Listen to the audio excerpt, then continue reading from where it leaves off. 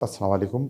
मोहसिन कादरी मेरा नाम है। मैं चाहता हूँ कि एक अहम इशू पे एक डिस्कस की जाए, आपके इल्म में एक अहम मसले को लाया जाए। बेसिकली बुनियादी तौर पे पाकिस्तान एक डेवलपिंग कंट्री है और पाकिस्तान जैसे और भी कई ममालिक हैं जो तरक्की पजीर ममालिक कहलाते हैं। इस वक्त सूरत हाल ये है कि दुनिया के जो माशी हालात हैं वो तरक्की पजीर ममालिक के लिए इंतहाई पेचीदा से पेचीदा तर होते जा रहे हैं। अच्छा, उसमें कुछ उनकी इंटरनल पॉलिसीज़ भी हैं, कुछ एक्सटर्नल एलिमेंट्स भी हैं इसमें। अब मसाइल ये आते हैं, जब माशी तौर से मुल्क कमज़ोर होगा तो उसको कहीं ना कहीं से हाथ पैर मारने पड़ेंगे।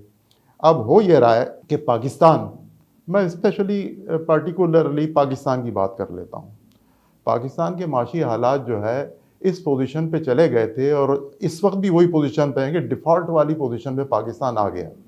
अच्छा, अब जो भी हैं हमारे अरबाब व इख्तियार, वो ये चाह रहे थे कि साहब इस माशी सूरत हाल को कवर करने के लिए, निकालने के लिए पाकिस्तान को किसी गैर मुल्की फाइनेंशियल इंस्टीट्यूशन से मदद ली जाए, जो पहले भी मदद ली गई। मेरा मतलब यह है IMF, वर्ल्ड बैंक। तो पाकिस्तान जो है उनके थ्रू प्रोग्राम शुरू किया पाकिस्तान ने। उसके बाद हुआ ये कि ठीक है, बातचीत होती रही, प्रोग्राम होते रहे, निगोशिएट होता रहा। तो उन्होंने पाकिस्तान को एक सख्त कंडीशन, सख्त शराइत के साथ पाकिस्तान को जो है फाइनेंस करना शुरू किया। अच्छा, अब देखें, एक फितरत है, इंसानी फितरत है या कुदरती मामलात हैं, जब कोई बंदा पैसा देता है ना तो अपनी शराइत भी रखता है। अब IMF ने जब पैसा देना शुरू किया तो अपनी शराइत भी उन्होंने रखी सामने, और ऐसी शराइत थी जो कि पाकिस्तान को मानना भी पड़ा, और उसके इम्पैक्ट जो आए वो आम आदमी पे उसका इम्पैक्ट आया। महंगाई इतनी ज़्यादा बढ़ गई, आम आदमी बुरी तरह से सफ़र कर गया इन चीज़ों से। अच्छा, मेन मसला ये है कि अब पाकिस्तान के जो अरबाब व इख्तियार हैं, मैं किसी का पर्टिकुलरली नाम नहीं लेना चाह रहा, उनके नज़दीक साहब ये हमें बहुत ज़रूरी था, ये करना बहुत ज़रूरी था, इसके बगैर हमारा चारा नहीं है। यानी IMF के पास जाना या वर्ल्ड बैंक के पास जाना।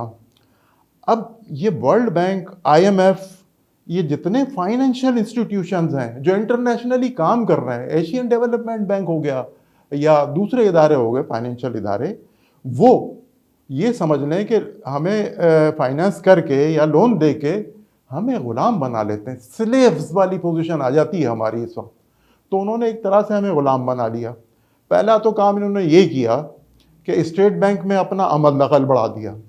अमल दखल इस तरह बढ़ाया कि साहब अपना स्टेट बैंक का गवर्नर, डिप्टी गवर्नर और हर इंतज़ामी उमूर पे जितने लोग हैं वो अपने लोगों को जो है डिप्यूट करना शुरू किया। जब डिप्यूट करना शुरू किया तो पाकिस्तान की अथॉरिटी, पाकिस्तानी गवर्नमेंट की अथॉरिटी ऑलमोस्ट पाकिस्तान के सेंट्रल बैंक से, जो कि स्टेट बैंक ऑफ पाकिस्तान कहलाता है, ख़त्म हो गई। अब बहुत बड़ी एक सेटबैक है कि पाकिस्तान की गवर्नमेंट की अथॉरिटी पाकिस्तान के मरकज़ी बैंक से ख़त्म हो गई। तो ये एक बहुत बड़ा हैरान कुन मरहला है और बहुत बड़ा अलमिया है।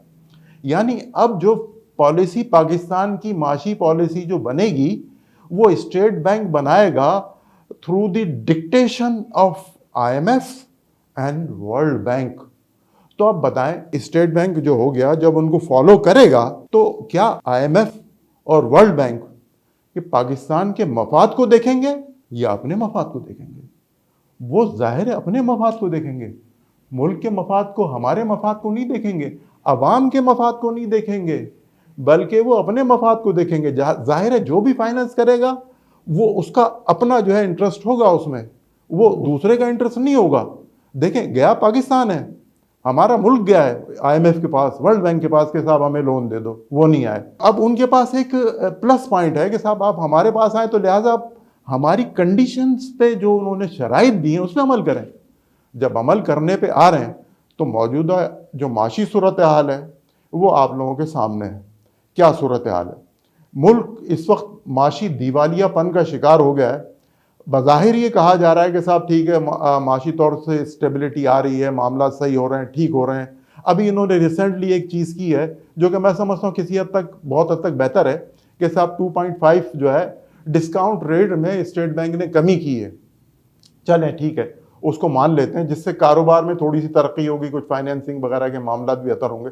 लेकिन मैं ये समझता हूँ ऐसी माशी पॉलिसी, ऐसे मरकजी बैंक, ऐसे IMF, ऐसे वर्ल्ड बैंक का कोई फायदा नहीं है जिससे मुल्क को फायदा ना हो, जिससे आम आदमी को फायदा ना हो।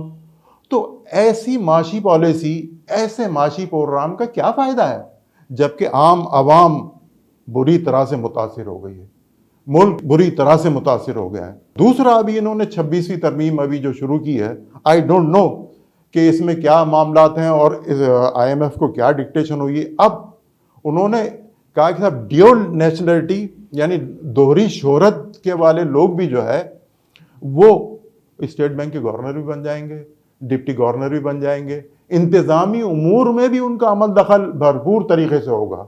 इट मीन्स कि साहब पाकिस्तान में जितने अच्छे इकॉनमिस्ट हैं और कुछ तैयार भी हुए हैं, हो रहे हैं, इसका मतलब वो ज़ीरो हो गए, डफर हो गए। अगर वो अपनी पॉलिसी भी देना चाहे ना तो नहीं दे सकते और उनकी डिक्टेशन लेनी पड़ेगी। पाकिस्तान के पास बहुत अच्छे माहिर माशियात हैं, लेकिन उनको इग्नोर किया जा रहा है और किया जाएगा आफ्टर दिस अमेंडमेंट या आफ्टर दिस ये समझ लें कि इस एलिमेंट की वजह से कि साहब जो भी करेगा IMF करेगा, हमारे मरकज़ी बैंक को डील करेगा और वर्ल्ड बैंक करेगा। तो आप अंदाज़ा लगा लें कि हम किस तरह माशी तौर से ग़ुलाम बन गए। We are slaves of IMF and world bank. तो आई डोंट थिंक कि हम अब आगे जाके कोई हमारी माशी पॉलिसी नहीं होगी इंडिपेंडेंट, आज़ाद माशी पॉलिसी नहीं होगी। जब किसी मुल्क की आज़ाद माशी पॉलिसी नहीं होती तो मुल्क कभी तरक्की नहीं कर सकता। जब वो डिक्टेशन लेगा बैरूनी फाइनेंशियल ऑर्गेनाइजेशन से, बैंकों से, इदारों से, तो वो मुल्क को उनकी अपनी बात माननी पड़ेगी, उनकी अपनी पॉलिसी पे चलना पड़ेगा। जब उनकी अपनी पॉलिसी पे चलेंगे तो आपकी पॉलिसी ज़ीरो हो जाती है, इस मुल्क की पॉलिसी ज़ीरो हो जाती है, इस मुल्क के इकॉनमी ज़ीरो हो जाते हैं, इस मुल्क का वज़ीर ख़जाना ज़ीरो हो जाता है। तो इस मुल्क के बैंक्स जितने भी हैं वो अगर काम करना भी चाहें तो ज़ीरो हो जाते हैं, क्योंकि उनको स्टेट बैंक की पॉलिसी को अडॉप्ट करना लाजमी है, वरना फिर स्टेट बैंक ज़ाहिर है उन बैंकों को चलने नहीं देगा।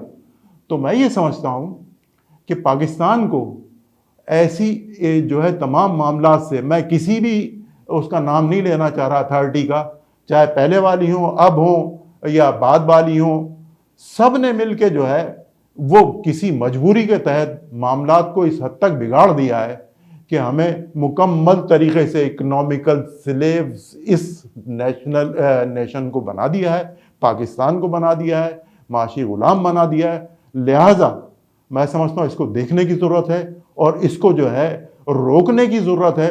अदरवाइज़ ये मुल्क वैसी के वैसी चलता रहेगा जो 77-78 साल से चल रहा है और मज़ीद कर्जा हमारा बढ़ता चला जाएगा और हम एक हाई कॉस्ट पे हम उनसे जो है प्रोग्राम कर रहे हैं लोन का।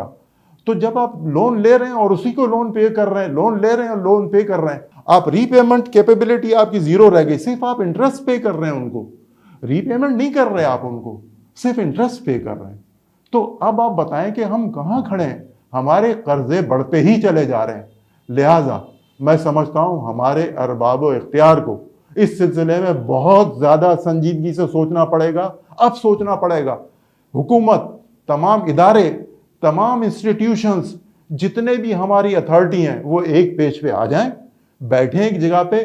और मैं एक तजवीज़ ये भी दूंगा कि एक माशी टीम बनाई जाए 10-12 लोगों की, जिसका ताल्लुक हुकूमत से ना हो, हुकूमत से उसका ताल्लुक ना हो, हुकूमत से कोई इंटरेस्ट ना हो, यानी कोई हुकूमत के पेरोल पे ना हो। वो टीम बनाई जाए बिजनेस कम्युनिटी को लेके, किसी जो है टेक्नोक्रेट्स को लेके, ऐसी टीम बनाई जाए जो कि सोचे, इस पे गौर करे, हुकूमत को सजेशन दे कि साहब इस तरह मामला किए जाएं तो पाकिस्तान के माशी हालात बेहतर हो सकते हैं। ऐसी टीम तश्कील दी जाए जो कि पाकिस्तान में, कराची में ख़ास तौर से बहुत सारे ऐसे लोग हैं बड़े बड़े बिजनेस कम्युनिटी के जो कि बिजनेस को, IMF को, पाकिस्तान की इकानमी को, हर चीज़ को बहुत अच्छी तरह से समझते हैं। उनको पता है कि किस तरह माशी तौर से पाकिस्तान को स्टेबल किया जा सकता है। तो मेरी ये गुजारिश है कि किसी तरह से जो है ये मामलात अगर कर लिए जाएं और हर बंदा, हर इदारा, हर गवर्नमेंट, हर इंस्टीट्यूट अगर संजीदा हो जाए, हमें इस गुलामी से निजात मिल सकती है। अगली वीडियो पे इंशाअल्लाह ताला आपसे फिर मुलाकात होगी और नए मसाइल, नए इश्यूज़ पे मैं बात करूँगा जो कि बहुत छुपते हुए इश्यूज़ हैं और पाकिस्तान को मईशत की स्टेबिलिटी लाने के लिए ऐसे इश्यूज़ हैं जिससे मैं डिस्कस करूँगा इंशाअल्लाह ताला। अगली नेक्स्ट वीडियो में मैं आपसे फिर मुखातिब होऊंगा। बहुत शुक्रिया। अस्सलाम वालेकुम।